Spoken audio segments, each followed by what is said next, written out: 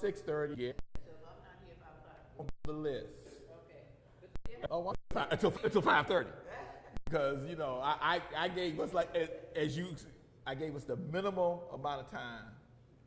I know. I think I'm free. I'm open.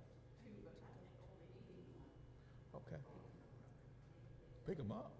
Okay. Okay. All right. Let's talk after the class. Okay. Let's talk after the class. Yeah. Okay. We're on the live stream, so let's talk after the class. Okay. Space. Yeah. We are getting ready to do, what is it? Numbers chapter 18. Right now, evening Bible study is canceled tonight. So we're going to actually be a chapter ahead. So one day, we're going to make a decision to cancel noonday for them to catch up to us, because we're getting ready to go a chapter ahead of them. All right? Today, we know them together so that it's seen, the evening people can tune in to us and get, if they can't come the evening online, or you guys can come to the evening class if you all right. For 18. Good afternoon. How you doing? All right. So let's go ahead and start off with a word of prayer. The wonderful day that you have created for us. We thank you for the right mind and the clean heart to know to come out and study your word. Father, we ask to take away with us and you draw close to us. Amen. All right. Let's do the recap.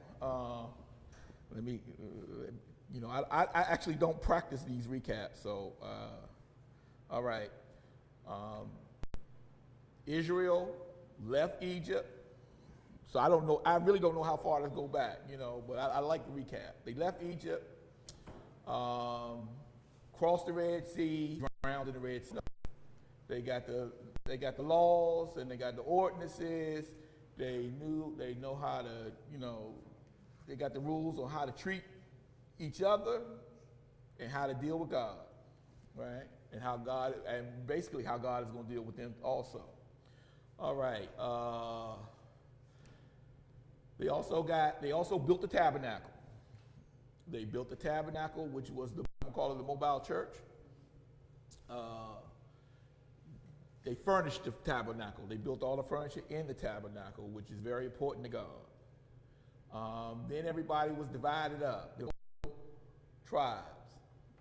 12 tribes around the camp, around the tabernacle. The tabernacle became the center of their civil tribes, placed the tribes where they needed to be, the caretakers of the tabernacle, and only they could come near the tabernacle, right? Aaron and his sons, Aaron specifically, a Levite himself, and his sons, go in to the tabernacle and do things. And they started a journey from Mount Sinai to the Promised Land. On the way, God was providing them with a daily amount of manna, and they wanted some meat. And they started complaining. Why can't we have meat? Why can't we have meat? We don't like the wilderness. Why did we leave Egypt for this wilderness? God got angry. He sent quail. He dropped quail out of the sky for 1 million people. When they had to eat the quail, and they ate until they were sick. And the sickness killed all the complainers. All the complainers died. They buried the complainers, and and we talked about God's will was for them to cross over into the Promised Land, but they wanted to check it out first. They didn't just want to go. They wanted to check it out. So the spies came back and said, yes, the land was great. It was flowing with milk and honey. We can grow our crops. We can fish our fish. We can great land. and they were great. We can't, we don't have a spot for them. They're, we can't. We have God with us. We listen to the 10 and not the 2. They followed the view of man. Moses had to intercede and stop him. Oh Lord, it's going to look bad. You're killing everybody, right here at the promised land. And our enemies are going to lose respect for you. Everybody's going to lose respect for you if you do this. So God heeded Moses into the promised land right there, see, 40 years. And then they were going, everybody over 20 was going to die out. And then the children, when Moses told the people what God had said, the people didn't like that. They slept over, they thought about it overnight. They got up early in that morning, said, hey, we're going to do this will of God. We don't want to camp in the wilderness no more. We don't like to plant other. But Moses came and warned them, hey, you can't go into the promised land. God has changed God has made a new plan. You can't do this. You're going against God anyway. The enemies were being Israelites back.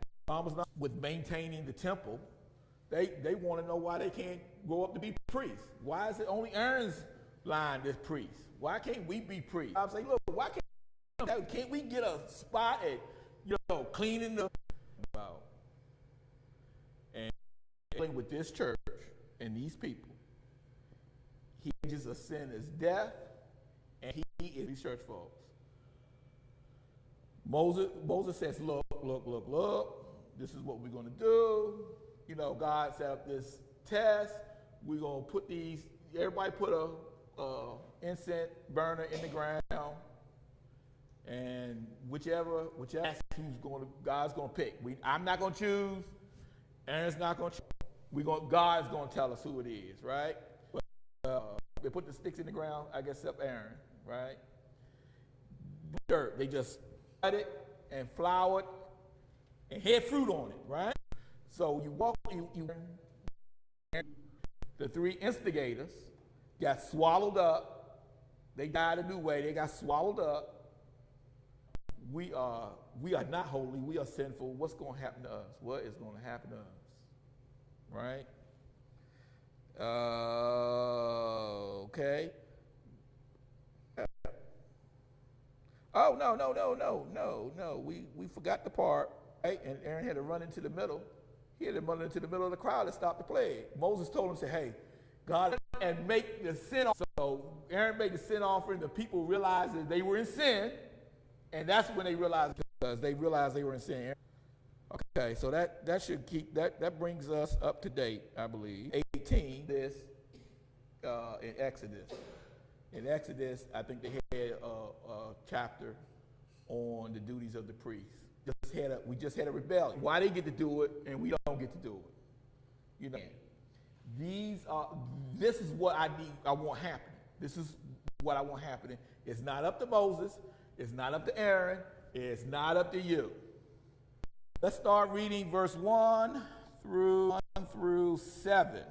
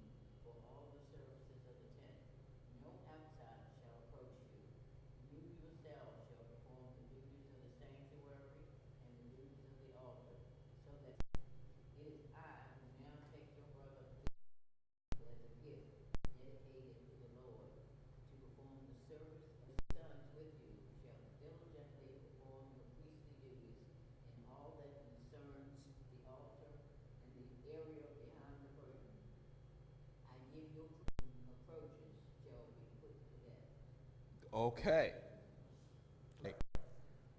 First, we don't have notes today. Okay.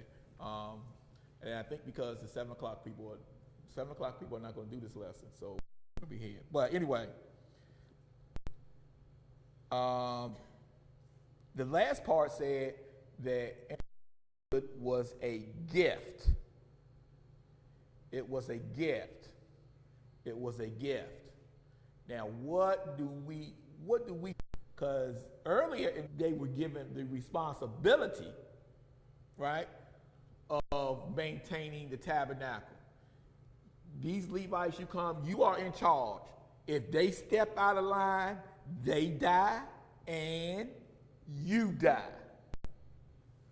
You are solely responsible. Chapter, right? It says offenses connected with the sanctuary. So they are giving the Levites to do what they asked them to do. But if the Levites, they are responsible. They are responsible. In this scenario, in the church, we're responsible for whoever, for any of them. Only they could go in and touch the stuff anyway. But if they went somewhere they weren't supposed to go, or they did something they weren't supposed to do, or spied, peeked in somewhere they weren't supposed to peek into, it was an offense. And not just they die, the priest dies. That's an awesome responsibility. So I struggled. Because then now later he says, what do we think about? What do we think about? Privilege and honor. Okay. Sounds good. I won't. Yeah. You feel so blessed. Now I'm thinking. My thinking kind of went to the gifts of the Spirit, right? You get the love, the joy, the peace, and all that. So I'm thinking of a spiritual gift that He's giving it to you. You get some kind of, I don't know. That's kind of all of a sudden they gotta have wisdom, and they gotta feel like doing this. I'm gonna ask you to do it, and then something has to say, hey, no, that's an offense. You know what I'm saying? Yes, ma'am. Maybe he gave them, That's the gift. That's the gift. I'm thinking about. Yes, ma'am.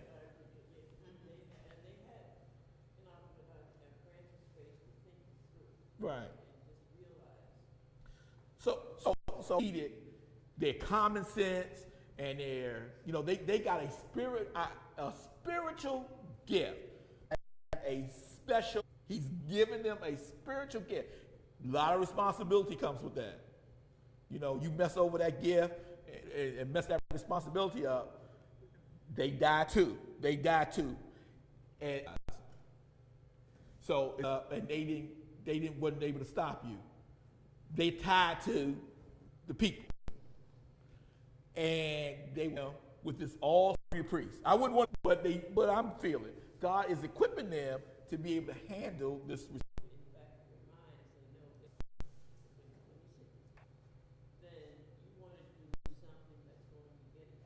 I'm not gonna come here, right?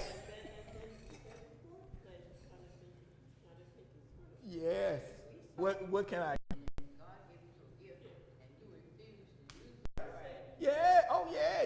You get punished. You get punished for not using your gift. But God is reasonable, though. I mean, He gives you a little leeway. But if you just mess up. Okay. See, you have all this experience with God. You heal him. Gives you something. He also equips you with the power and the strength and the know-how. And that's how I came to this conclusion. And he said, I'm giving you as a gift. This doesn't sound like a good gift. You know what I'm saying? Somebody gives me, I don't want it. You know what I'm saying? Don't give me no gift like that. But God told me, I'm giving you a gift of the priesthood so that you can perform and you can handle these responsibilities. Because what do we always say? God does not give us more the gift. So the priest has a special gift. You might have people in a gift. deal with all of us, you got to have a special gift. Got to have a special gift. And that's what I got out of that. All right. All right. All right. Let's Levites. All right, let's read verse 8 and verse 12. Holy offerings is your portion and regular share. You are to have a part of the most holy offering that is kept from the fire. All the gifts they bring me offerings, that are the most holy. Every male shall eat it. You must regard it as holy. This also is yours. I give this to you and your sons and daughters as your regular share. Everyone in your household who is ceremonially clean may eat it. So now God is providing, not Moses and Aaron, not Moses, but Aaron. He's speaking to Aaron. Aaron is, we read it way back in Exodus. All right. He's saying, look, you guys are not doing any kind of farming. Y'all not to the fishing holes. Y'all around here taking care of my brains. This is how you eat. Work, because but you don't go to work. Right? They go bring it to me, and you get a portion of it. You get a portion of it. What kind of portions you get? Controlling all the money. You know what I'm saying? So God provides. You guys are devoted to me. I don't want you doing nothing. I'm going to constantly come down, talk. I'm going to talk to you. I gave you this gift. We're going to speak through this gift. Here. And so this is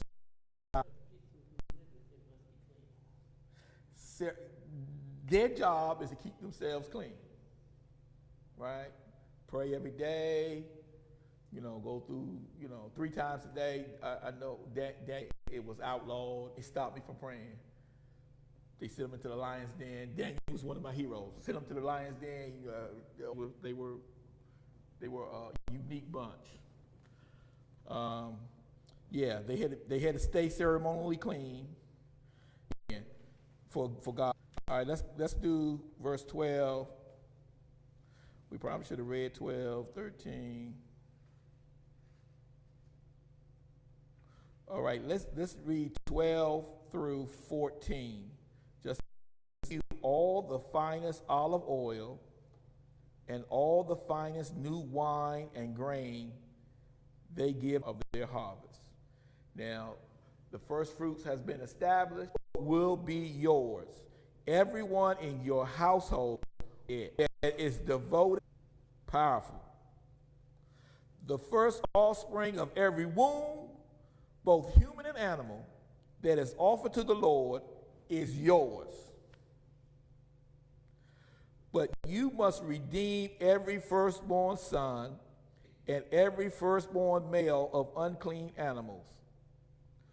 When they are a month old, you must redeem them at the rate of silver according to the sanctuary shekel, which weighs 20 grams. Okay. All those first fruits that every year happened went to the priest. God said, God enough money. He got more money than we can give him. We can't give him stuff. We can't give him my kids. We can't. He devoted the stuff to the priest. Yes, they offered it. He devoted it to the priesthood because the priesthood has the gift. Right? The others don't have the gift. This is why they have the gift. They are separated now. That makes them separate from everybody else because they have the gift because God picked them.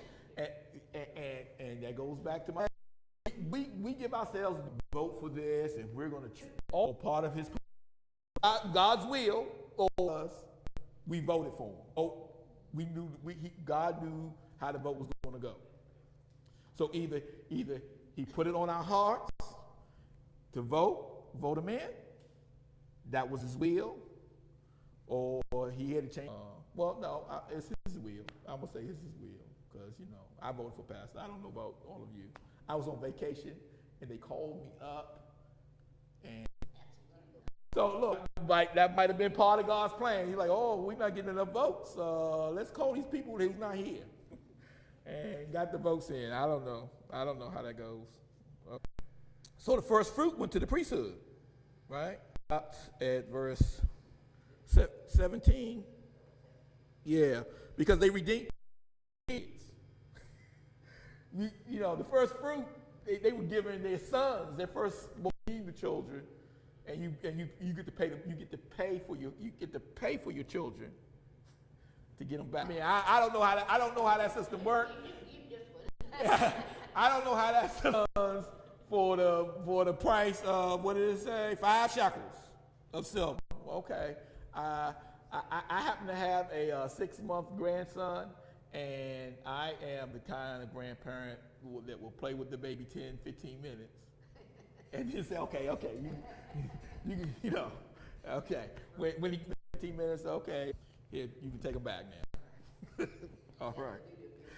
That's the beauty of being a grandparent. And look, and my son is young, but I told them early on what type of grandparent I was going to be. I said, I'm not going to be the kind that's going to jump in and, kind of try to help you do all this stuff I said, I'm not that kind of grandparent. I'm the guy that's going to sit back and say, hey, you need to do this, you need to do that. You're going to come visit me, my plan with each. I said, you're not dropping them off for the summer. You come on vacation, you take your kids back home with you, right? I told them that was God's plans. I may mellow, I may change a little bit, but that was the plan, so they know how granddaddy is. All right. You jumps all in. That is the kind of jumps on in. Oh no, you need to do the bottles like this. Oh no, let me feed them. No. That is the jump in kind, and I'm the sit back. Let y'all do. I need to do that, right? I may end up changing. I feel my resolve weakening already, so I'll probably end up changing. All right, verse 17. But you must not redeem holy. So the unclean animal splash their blood against the altar and burn their fat as a food offering, an aroma pleasing to the Lord. Now, I think when we covered this, Pastor was preaching, and I get this picture of this big barbecue on the barbecue. That smells so good. You know what I'm saying? When somebody's barbecue, you like, oh man, somebody's barbecuing stuff. The real barbecue places, they got the. God likes the smell of barbecue. I love that. Pleasing to the wrong pleasers. Just as the breast of the wave offering and the right thigh are yours. Whatever is set aside from the holy offerings, the Israelites present to a perpetual. This is an everlasting covenant of salt before the Lord for both you and your offspring. So he tells that to Aaron. Aaron immediately knows that if his put in a rule, this is not an idea that Aaron's coming up with. The Lord said to Aaron, you will have any share among them. I am your share and your inheritance among the Israelites. So they were going to have no provide for you, right? And that's how it's going to happen, right? I give to the Israelite all the tithes in Israel as they do while serving at the tent of meeting.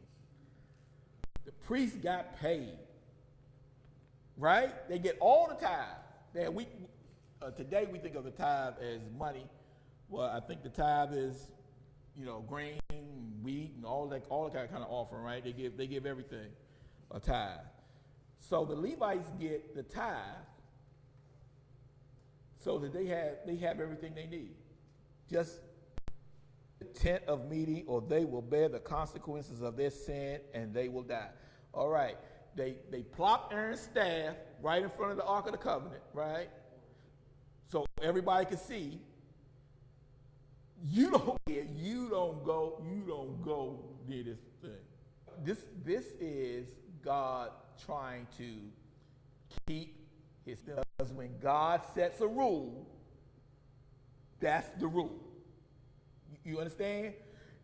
It's no well, I'm gonna push the envelope. You know, we say stuff, oh, I'm gonna push it a little bit, you know, I'm a work around, I'm gonna do a workaround, or I'm gonna technically I didn't break the rule.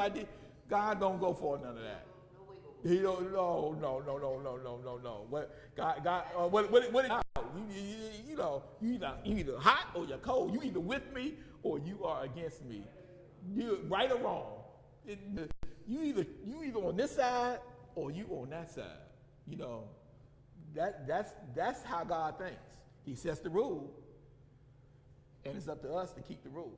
I'm giving you all these rules and telling you all this stuff so that the people don't get. You know what I'm saying?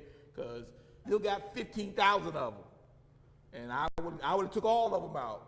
But you know, now if they act right, another chance. The people who survive are getting another chance. God has said it 2 or 3 times. I will kill all of them and start over. Right? Not just, well, I will kill all of you, or with you, or with you. All of them. So God don't have no compunction about starting over. He's ready to go. Don't take everybody. Don't take everybody. Some of them are gonna turn out okay. You know, just let's give them another chance. Let's give them another chance. We because 568,000 chance. You know what I'm saying? So another chance. So he says, I don't want y'all to have to bear the consequences of sin and will die. All right, verse 23. It is the Levites who are to do the work they commit against it. They must have misunderstood God the first time and said, yes, y'all been handling the business, but now they approach them. This is to happen for generations to come. And I will give them the tithes. Or did I read that already? That is why I say concerning them, they will have no inheritance among the Israelites. The Lord said to Moses, now God is speaking to Moses. He was speaking to Aaron. The whole time he's speaking to Aaron. Now he's speaking to Moses. The Lord said to Moses, speak to the Levites and say to them, when you receive from the Israelite the tithe, present a tenth of the tithe as the Lord's offering. So the Lord to give a tithe, the other tribes. And out of that, because your offering will be reckoned to you as grain. You must present a tithe. Yeah, your offering juice from the wine press. In this way, you also will present an offering. It's important. This is how the priesthood and the Levite, the people who took care of the tabernacle, this is how they survived. They didn't do any other job but the job the Lord had given them. This is how they survived. They were to give the tithes. So, further on in Malachi, when he says, hey, the whole church, tribe of Judah, Levites, and then the Levites have to pay a tithe, right? Right. From these tithes you must give the Lord's portion. Okay. From these tithes you must give the Lord's portion to Aaron the priest. You must present as the Lord's portion the best and holiest part of everything given to you. So out of all the stuff they get, the best is the tithes. Then we talk about paying our tithes first, but tithes is not just our money. We kind of think of it as our money, but it's not just our money. It's the best that we can give. Whatever I look to God, we want to give it to God. It's not just the things that we get from God, well, not just the material things, it's the spiritual things also. Say to the Levites, when you present the best part, it will be reckoned to you as the product of the threshing floors at the tent of meeting. By presenting the best part of it, you will not be guilty in this manner. Then you will not defile the holy things of the Israelites. And, okay, so they say, if you do this, I won't get mad. God's really saying, if you do this, I won't be mad at you. I'll be pleased. The best part, and you know how we are. You know, we get a bunch of apples, right? We get a bushel of apples. The ones that are not so good, we ready to give them away. Oh, hey, have an apple. Have an apple. We can get those away. But the good ones, we gonna save for our the stuff anyway, right? I was talking to my my youngest son, and I was telling because he didn't want, because you know he's grown up now. He's living with me. I make him pay rent. And he didn't want to pay his rent because he was only going to be left with $15 or $20 or something. You know, it wasn't going to be a lot of money left over after he paid his rent. I said, son, if you don't pay me, you know, I'm going to have to cut you off your credit. I said, then think about it. You just got your job. You made it all this time, a whole month, and you always. I said, you only for you. You will come me some, right? I said, why are you going to short the person that is providing for you? Right? You know, well, I had to, you know, he's got a 6-month-old son. I had to buy Sakari, some diapers and stuff. He gave the mother some money. You know, he had got a part for his car that he needs to fix his car. He doesn't want to give me 100%. I'm the one, when you're hungry, make sure you eat. Right? Not your son, not your girlfriend, you know, and definitely not your car. Right? I said, I'm the one to make sure you eat. I'm the one to make sure you had the gas to get to your job that you have now. I'm the one providing for you. And then you're gonna come to me and short me? I need to be higher on the, I don't need to be at the bottom of the list of in the world view. And you going around and you spending on your credit card and all that stuff. You done spent $300 on your credit card. Okay, your check is $450, and you done spent $300 on your credit card. I said, now, you can give, you have $500 on the credit card, right? But as soon as you use up that I give you another dime. Another dime. And you'll just have a credit card that you owe $500 to. I said, you can give it to anybody in the world. But the smart thing is to do is to keep renewing that credit for the month. You have a $500 credit card. I said, I'm your credit card. And you're going to short me, and I'm going to cut your credit off.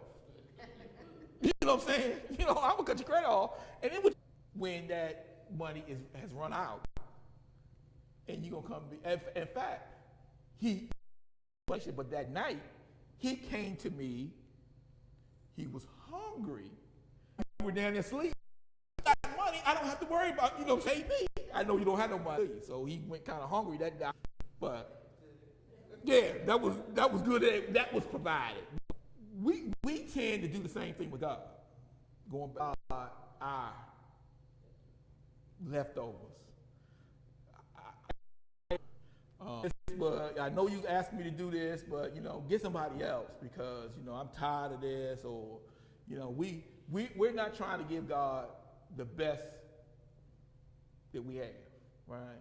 God will work with us, and Jesus is there making intercession for us, but we tend to pay the electric bill and the water bill and the mortgage and all that, and then